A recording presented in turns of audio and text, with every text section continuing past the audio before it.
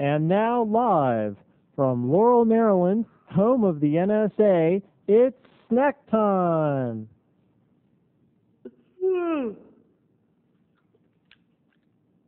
Well, it's 3:15 and it's time for a snack. I was going to do that whole wake-up thing, and then I just didn't get into it, so here I go. It is time for a snack of retribution, a snack of courage, a snack of self-defense, a snack of books, a snack of coffee, and a snack of basically good human kindness and the basic values that keep our society together. So let's get into it. But before we do, an email.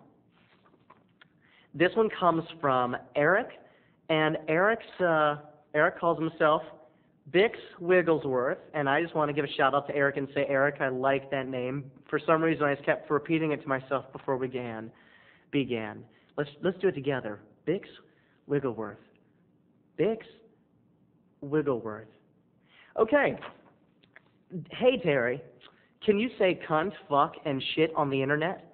I know you can't say that cunt, fuck, and shit on regular TV. That's a very good question, Eric.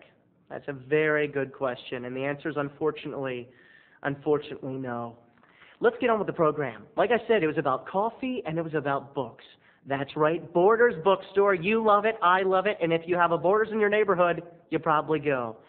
Well, this story takes place on one of the first occasions I got the chance to visit Borders Bookstore. It was in, as you know, we're from beautiful Laurel, Maryland, and near beautiful Laurel we have Rockville. And Rockville has a mall called White Flint, and in White Flint they built a Borders bookstore. It is beautiful and huge. It's got like 3 stories, and escalators take you from one to another. You can listen to the music, you can read the books. They even have a little Frappuccino stand. Speaking of Frappuccino, this story came back to me. The memory of this story, the resurrection came to me this morning when I was in Starbucks having one of those new mocha Frappuccinos, the kind that can put the protein powder in. Real good. A little chocolate kind of milkshakey treat with only 2 grams of fat. Long story short, I know I did, okay, I got it. This is a bad habit, people. I'm saying long story short quite a little bit. I was in Borders with my friend Kathy Kresh. We were just browsing around having a grand time. And here comes the part of retribution, the part of good preservation of values and standing up for your fellow man. There was a gentleman, it was a very crowded, busy Friday, and Kathy and I were going to the Cheesecake Factory for a little dinner. Well, we had to wait 45 minutes. You know how it is. They give you a little pager. They kind of tell you to run along. Just scoot. We'll call you when you're ready. And just having a grand time looking at the magazines and books. Well, everyone was having a good time until a certain sourpuss came along and ruined it. That's right.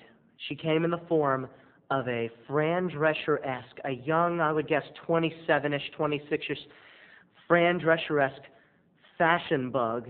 Yeah, she had long, dark, straight hair, long, thin lips that curled up kind of into a sneer, dark Vamp nail polish.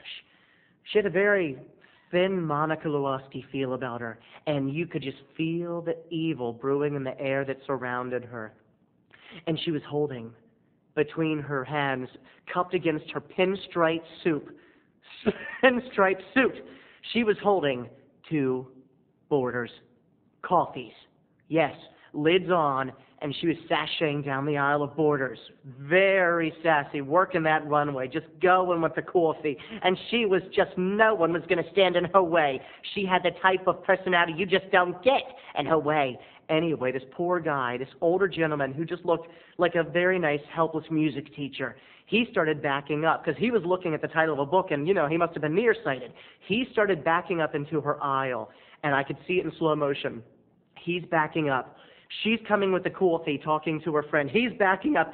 She's coming with the coffee. He's backing up when, bam!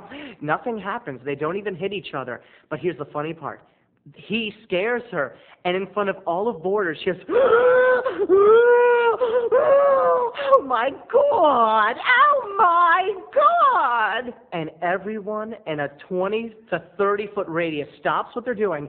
Cashiers stop cashing. Readers stop reading. Purchasers stop their purchases, and everyone is silent, and we all watch the bitch. She stands there trembling with her coffee. Her coffee, she's trembling, and she looks at him, and the guy starts to say, I'm very sorry, I didn't mean to back up into you. And she's like, oh my God, you really should be a lot more careful. You really need to look where you're going. And the guy says, oh, I'm very sorry. I didn't mean to do it. I'm very sorry. I didn't mean to back into you.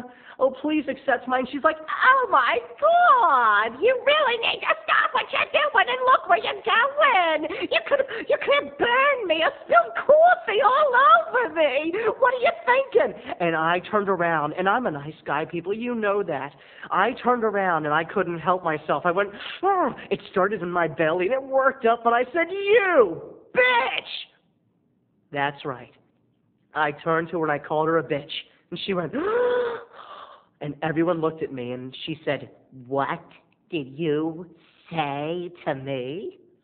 And I was now on the line. Everyone was watching and I said, you heard me. And basically my friend Cawfee, who I was hanging with, pulled me by the arm and we went out of there. Well, she took me up to Bloomingdale's to calm down. And I started feeling kind of guilty. It's not nice to call people a bitch, even if you're trying to stand up for some poor guy, right? You know. So long story short, Cawfee says, Terry, I want to look at some of the lipsticks. So we go to the lipstick counter, and I think it's over. I think my nightmare has ended. It's all gone. Borders is gone, and we're in a nice, relaxed setting. As Cawfee's looking at the lipsticks, I start helping her look for the color she's wanting. I'm looking over the color patterns, and all of a sudden, behind the color patterns, the girl who works the counter's there, and it's her. That's right, it's the Cawfee girl, and she's behind the counter, tapping her nails on the glass. And she gets real sarcastic. She goes, haven't I seen you somewhere before? Oh, I remember. You're the one that called me a bitch. Cut.